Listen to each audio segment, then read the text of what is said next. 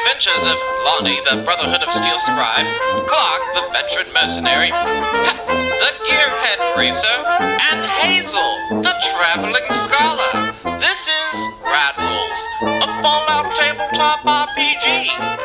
Hello, Rad Rollers.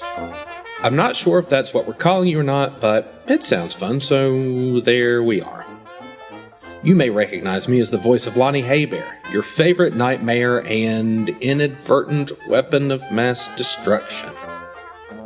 The next few sessions, however, I'll be playing a different role, the Game Master. You see, when a mommy and daddy love each other very much and they have a very special and expensive hug, they can have a child. That's how my gym teacher explained it to me anyway. The point is, Dave has his own little atom bomb baby now. Being the caring and thoughtful individual he is, Dave is taking a little time off so Player 3 can get the hang of the game of life. Dave and I have spoken about the Olden Islands arc for a while, and we decided there were a few fun things I could do during his paternity leave that could still keep everyone engaged while giving our new Papa some time to do Papa things. During the next few episodes, I'll be rubbing the game for my fantastic co-stars. Did I say rubbing? Running. Damn autocorrect. My hope is that this content will be marginally as entertaining as what Dave has produced thus far. That said, I invite you to sit back, relax, and let the Rad Rolls crew take you on a journey through Olden Islands. Our opener. 4 fetuses occupy 4 metal wombs, buoyant in synthetic amniotic fluid. Embedded screens measure vital signs barely visible through the murk and low light of the labor room. On each womb, one of the 3 previously red lights turns green. Oh, this must be the end of the line. You are in a pitch-black room.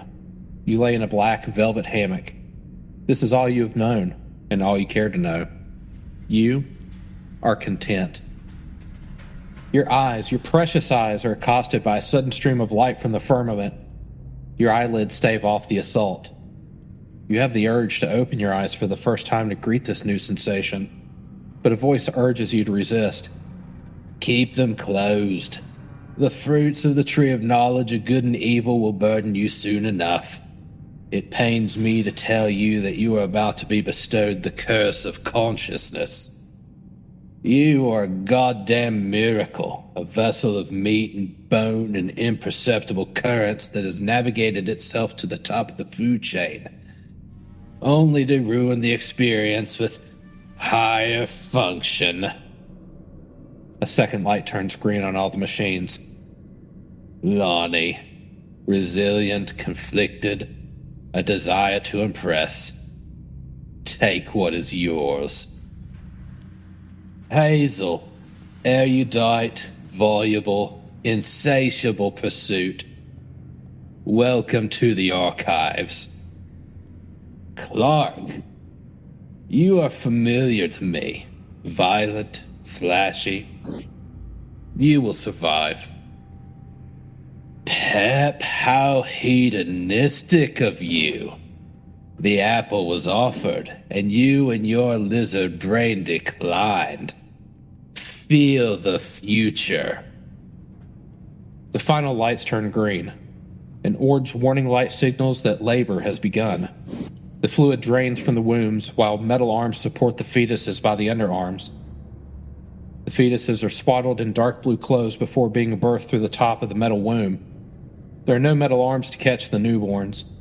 Instead, they lay unceremoniously scattered, unconscious, and rained on. Lonnie Haybear, what do you know? I know that's my name. Well, what people call me, what I've always been called as long as I can remember. I know that something about the Brotherhood of Steel. I'm a member.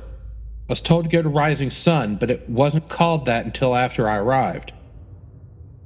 I'm the mayor, but I wasn't called that until after I arrived. Ella called us back to Olden Islands. Called me back. The others have never been there before. She needed something. We needed something. Water. Clean water. I think that's it. More will come regretfully. My time is concluding. Yours is just beginning. Goodbye for now. Clark, Hazel, the two of you and Pep Hackett and Lonnie Haybear are on the road to Old Nolans. The roads are a bit muddy due to some recent hard rains. You've been asked by Ella Fitzgibbons to report to Old Nolans to speak with her about the River Crawler Caravan's mission and the Rising Sun settlement. In front of you, there's a woman literally screaming at you. You're not sure how long she's been at it, but you realize this is the first time you've noticed it. Are you okay? Listen. Define okay. She speaks. Can you keep your voice down? Yeah. Why are you yelling? Because you weren't listening. Are I you can't all listen to anything now? Fair enough. Destroyed my eardrum. All right, maybe a more measured approach was necessary, but when you're walking along the road and there's just four people just standing here, slack-jawed and blank-eyed, just it kind of concerned me. I apologize. I want to make sure you're okay. Guys, are we hungover again? What did we do last night? I can't quite remember who. I'm sorry. Who are you, Miss? Oh, my name's Kelly. Kelly. So, yeah, we're not entirely sure what we're doing here at the moment. But what are you doing here at the moment that might help us figure out what's going on? That makes sense. I'm actually looking for my brother. He's got my mother worried sick. Yeah, there's a little bit of spark in Hazel's brain, something about a brother. And then it's gone again. Okay. Well, if you give us a few minutes, we'll help you out. I don't think we have anything else to do right now. I'm not entirely sure what's going on myself, but it's better to do something than nothing, right? Clark, are you okay? I have no idea what's happening. Yeah, me neither. I just know she was yelling at me, and I didn't like that. Yeah, whatever it is we've been drinking, if it glows, we have to stop. We have to stop drinking stuff that glows, if that's what's causing it. Lonnie seems like he's kind of maybe been coming to, and he looks like, I don't think we've been drinking anything. We just came from the settlement. Right, Pep? He looks over at Pep. Pep is like standing like just like a zombie. Like just sort of, if you can imagine a sleepwalker, just sort of standing upright, but barely, like, sort of conscious. His pupils might react, but, he's a few minutes away from having like a line of spittle come down the side of his mouth. Okay, that's not normal even for Pep. Hold on. And Hazel's going to come over and go, like, snap her fingers. Pep. Now, to be honest, Hazel, you're not quite sure what normal is for Pep. No. Because you've only known Pep for a few hours, maybe the better part of a day. Yeah. Well, I'm used to him being a little bit more animated than this. Maybe it's a head injury, brain trauma, some sort of parasite. I don't think we can leave him like this, and I'm not going to carry him, so I really I'm have also no not way. carrying him. Yeah. Okay. Well. Well, hell. We've got Kelly stuff pipes to up. do. I don't think I can carry him. Well, is there like... I don't mean to be rude, but You're about to be rude, aren't you? Says Kelly. You said we couldn't leave him here, and I'm not sure that we can.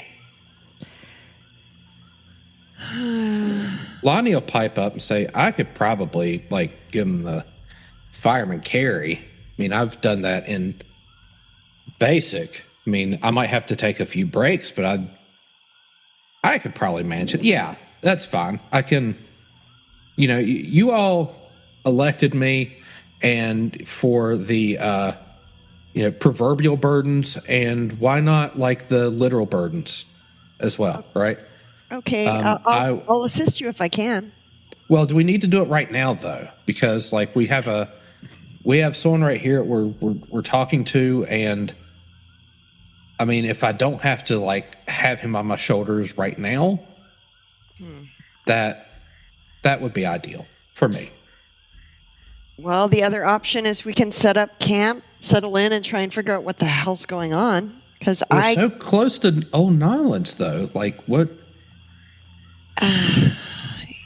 Not close enough. I don't think know, I can do it. I think I can do it. I think I can do it.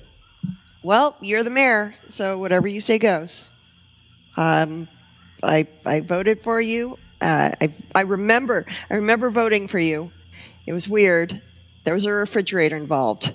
Yeah, the ballot box was untraditional, but we all decided at the time. Yeah, we decided at the time that tradition was we could push that aside. We were making our own traditions. I mean, it was really the first election.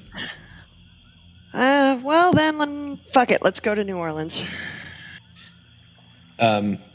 Carrie will stop and say, so have you... I mean, this might be ignorant of me to ask at this point, given your state, but have you maybe run into my brother, run into anyone on the road lately? Yeah, Hazel has that little frisson of looking brother, something about a brother, and it's... No, that's not why she's here. That's not what she's doing. And then she kind of snaps out and goes, actually, as far as we can remember, the only other person we've seen recently was a super mutant, and he doesn't really bear a resemblance to you. Nice guy, though. No, not my brother. No, well... All right. No. Well, is Kelly human or ghoul? It's... Did I say Kelly earlier? It's now Kelly. I think I wrote down Carrie. You did say Kelly. Okay, it's now Kelly. Kelly's humanoid. Kelly's great. She's human. Is she cute? Is she cute? Sure. Okay. Does she look? She's a Wasteland 7. Does she look travel worn? She's like a New York 4, but a Wasteland 7. I don't know. So Wasteland 7's pretty good, guys. Does she look travel worn? Has she been outside for a while, or just it seem like she's? Yeah, she's her clothes and her hands and stuff are a bit muddy and grimy. Certainly looks like she's not afraid to, get in there and do work and stuff. She doesn't look like a prissy, I've got to be well manicured and that type of thing. But she definitely looks traveled. Well, seeing as this is, we don't remember too much, and it's early on, we haven't really built up a rapport with each other too much. Clark would probably be like stuck in his old ways. And he'll ask Kelly, well, I could help you look for your brother, but there has to be some money involved from it. I mean, I get it, but I mean, I live here. Okay. Here, out in the wilderness, like I don't have money. I have. What do you have? You got chems. You got weapons. What do you have? I've got my mom and I've got my brother. Like that's what I've got. And I'm trying to find the one. If I can't find the one, I have to report back to my mom. They can't find my brother. God knows what's going to happen to her because she was a wreck after Dad died. So like it's just kind of a mess. But I just keep looking. You all are on your way somewhere. Okay. Wait. Sure, we sure are. You have fun looking. Yeah. Wait, and Hazel's going to actually walk over to the group and say, well, except for Clark. Hazel's actually going to go up to Lonnie, since he's the only other person who's like sort of paying attention and go, Yep. I feel really bad just we're supposed to be setting up a settlement. Like we're supposed to be making connections with the locals. She might even know a source of, clean water, stuff like that. She might have knowledge that can be exchanged instead of goods or caps. And that's really important too. So I hate watching her walk away and not helping. I'm kind of torn. Do I have your permission to help her out, to go with her? I know we're on the way to New Orleans, but we're obviously not going to get there anytime soon at this point. I mean, we are pretty close, honestly. Like we're pretty close. But I mean, I don't want to dissuade you from helping someone if that's what calls you. Well, I appreciate that, Lonnie. Here, hold on a second, and I kind of turn around and say, "Hey, Kelly. Yes. Yeah. Looking for your brother. Have you tried looking at New Orleans? I mean, it's kind of like the biggest target around here to aim for. Is there a chance you could have gone to the city proper, maybe? Because we're going that way anyway. You can just, travel with us." Super unlikely. City's been on lockdown for several days now. It's been on lockdown? There's been a lot going on. They're controlling who gets in and out. There's like I don't know. We never had much interest in the city anyway. I don't see my brother going in there. I mean, he's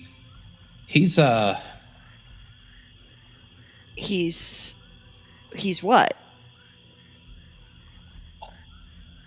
I don't like to talk about family business, but I understand that. But if you want us to help you find him, we need to know who we're looking for and what particular situation might be going alongside him. I mean, is he?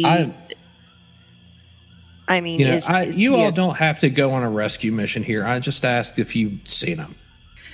All right. And if you haven't seen anyone, then I apologize for wasting your time. I'm just curious if you've seen him. It doesn't sound like you have. It's not a waste of time, but I'll tell you what. So I guess we're going a different direction than you, but if we do happen across him, where will you be, or where's your mother, so that we can actually make sure that he gets back to you?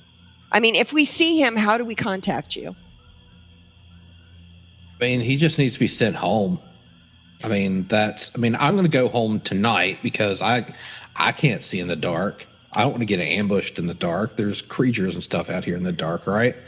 So tonight, sundown, I'm going to go home. And we'll restart in the morning. Okay. Where's your home?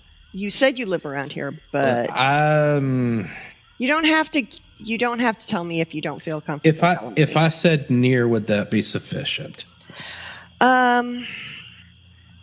If we set up a Okay, smoke sorry, it's got to signal, be sufficient. I don't okay. see. If we set up a smoke signal or like blew up a Cordova, like right in this general vicinity, you'd probably hear it from your home, right? Maybe. Like a smoke signal, or a giant explosion. Yeah, a giant explosion, but I imagine that would So bring you're in within. quite a. So you're within the audio range of an explosion. That's all I needed to know. That narrows it down a little bit. Kelly's feeling like she's going to get hunted. All right. Yeah, Kelly's starting to edge away a little bit. So I'm not saying I'm going to blow something up just to get your attention. I swear, it just. no, it really sounds like you're going to blow something up just for the hell of it to get my attention. Smoke signals? Oh, okay. Have you looked at old Nollins? All right. Full disclosure. Smoke signals? Full disclosure, I do have the tendency to sort of occasionally blow stuff up or set stuff on fire, but not your stuff, so it'll be okay. Don't worry about it. But just letting you know. You know what?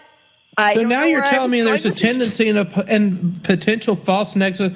Thank you all for your time. I apologize for bothering you. Well, I'd be a horrible person if I didn't totally tell you that I have the.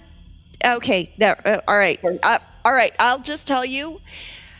Wow, it's really hard to be a good person in the wasteland. If we find your brother and we know it's your brother, we will tell him he needs to go home. Yeah, tell him that his sister Kelly's looking for him. All right. And that his mother is worried sick. All right. Thank you all for your help. That's what you want to call that. Anyway. You're very welcome. She takes a few steps away, cups her hands. Richard! And she goes down on all fours and gallops away. Okay, wait. Did she Excuse me, what? Did she just get down onto all fours and gallop away? Yes. And she thought I was weird for saying I blow shit up? Man, Louisiana's weird.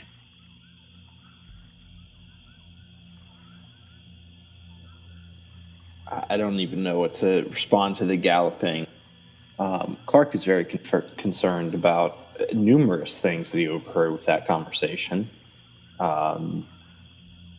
He's now traveling with somebody that apparently spontaneous explosions happen nearby. For science. He's just seen a woman gallop away like a pony, I suppose.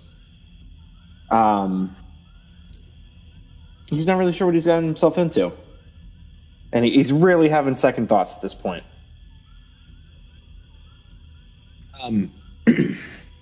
Yeah, so Lonnie will look at Pep, who is still sort of blubbering a little bit. He'll go up to Pep, kind of wave in front of his face. He'll take a single finger, poke it into Pep's cheek. And Pep goes, beep. And it takes Lonnie aback for a moment. Oh my God! He's got a horn!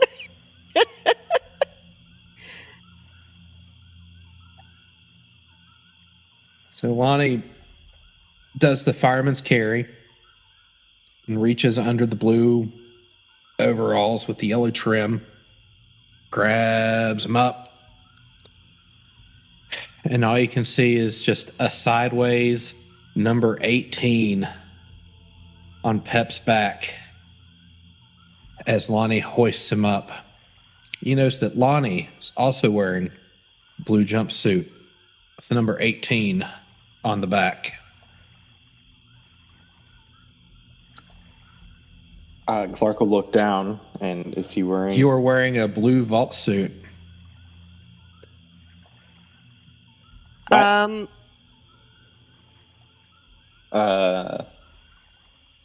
any of you guys ever been to a vault? Because it really kind of seems like we were just in a vault. No? Why are I mean, a we lot of people in wearing- Old Nolans wear this, though, so, I mean... Wait, did they wear I haven't been to New Orleans yet. Wait, did they wear Right. is Vault 18? Is Vault 18 Vault 18 is the vault in New Orleans? Yeah, it's it's in Old Nolans. It's flooded, and it's kind of like a sort of urban legend at this point. I don't think anyone's gone there for a while, but a lot of the people that live in Old Nolans, they were vault dwellers. They've got the 18 duds. Yeah, it's common. Okay, so is that where you got yours? I mean, I've never been down the vault, but like there's a bunch of, I'm sure they just brought the suits up. I mean, waste not, right? Yeah. Okay. But how... We came from the settlement, right? Everybody remembers that. Yeah. I don't remember changing out of my clothes at the settlement. But then again, I don't remember how we got here either. Oh, We walked. Okay, so Hazel's like, all right, so wait, we're wearing vault suits. Okay, so there's weird stuff about vaults. There's all sorts of rumors about all sorts of, like Vault Tech was really shady. There's all sorts of rumors about like experiments Vault Tech would do. Maybe we accidentally wandered across a vault that did something with our memory, if none of us can remember, and we're all very comfortably and fitted with these vault suits. Honestly, this is like a second skin. It's like it's like it was made for me, which is very unsettling. I don't feel comfortable in a vault suit, but I kind of do. Maybe either this is something that was some sort of experiment that messed with our memories, or it's like an amazing prank after a night of drinking heavily. Do we have our other like personal effects? So now's a good time to check your character sheet. You will find that your gear closely resembles that of what a vault dweller would have on them. Everyone has a 10 millimeter pistol and a switchblade. You are wearing the vault jumpsuit. You have purified water, 2 stim packs, and a Pip-Boy currently equipped. All right, guys, this is intensely weird. I have never Being stabbed in the heart with a needle will have repercussions. Oddly specific. Okay. Yep. Also, you may want to take a look at your perks. Yep. So, Clark, you have a new perk called Perfectly Normal. Yep. You are perfectly normal, devoid of any mutations anyone may call unusual. You feel pain, normal. Your limbs will not regrow, normal.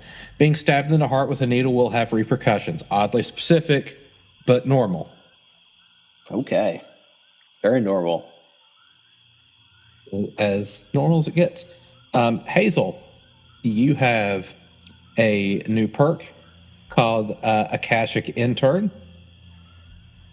Oh dear. That sounds complicated. Yep. You have learned how to access Akasha. You may access the Akashic records and substitute any knowledge roll for a charisma plus skill difficulty 1.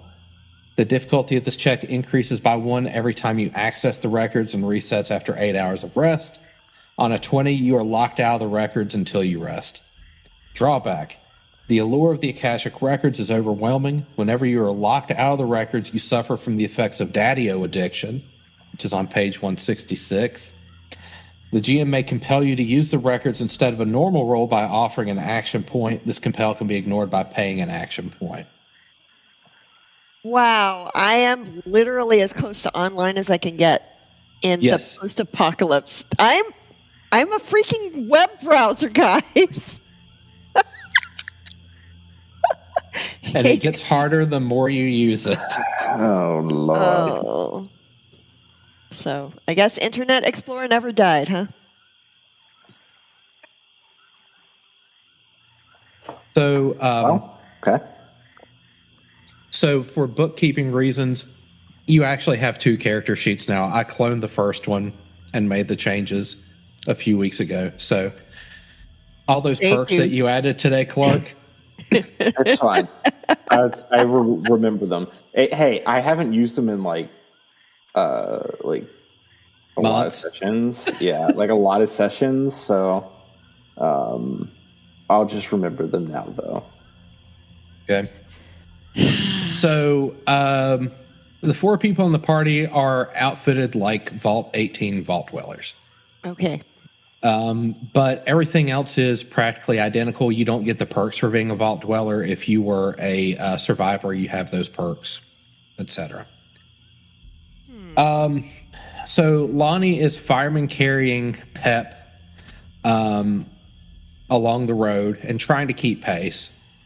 Doing a pretty decent job. Lonnie's had to carry heavy packs before, but yeah, after a while, he's probably going to need a break. But Lonnie insists that you are close to Old Nolans. As you get closer, well,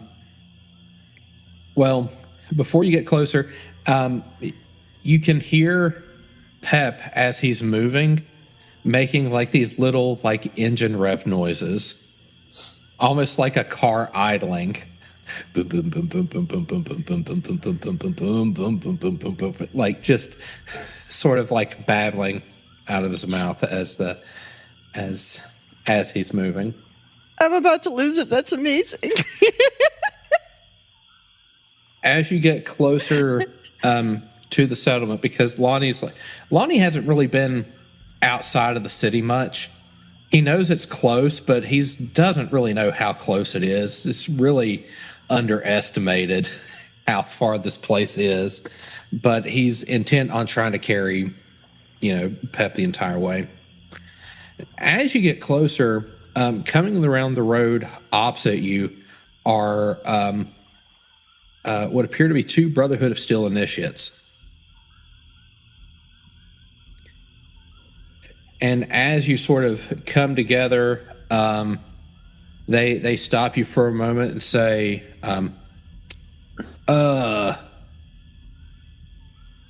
is Knight Lonnie Haybear here? And Lonnie perks up like, Knight? Lonnie, are you a knight? Did you not mention this? I mean, you told us you were a scribe. Yeah, I was. You're definitely a knight. I'm a knight. I'm a knight. I'm a knight. So you're a nightmare. Oh, That's good. That's good. You hear that, guys? Nightmare. That's good. Knight Haybear, we need to take you back to the headquarters. Is that going to be a problem? Lonnie's got Pep up here looking at you two. It's like, Wait. You're not taking him anywhere. He's on an assignment with us, and as far as I know, we go where he goes. Lonnie will say, let me have a conversation with him real quick and see what's going on. And he lowers Pep down back to his feet. And as Pep gets on his... Oh, go ahead. Hazel will help you do this to put him back in an upright locked position. And you can hear the murmuring get lower and lower and lower until his feet touch the ground. And he goes,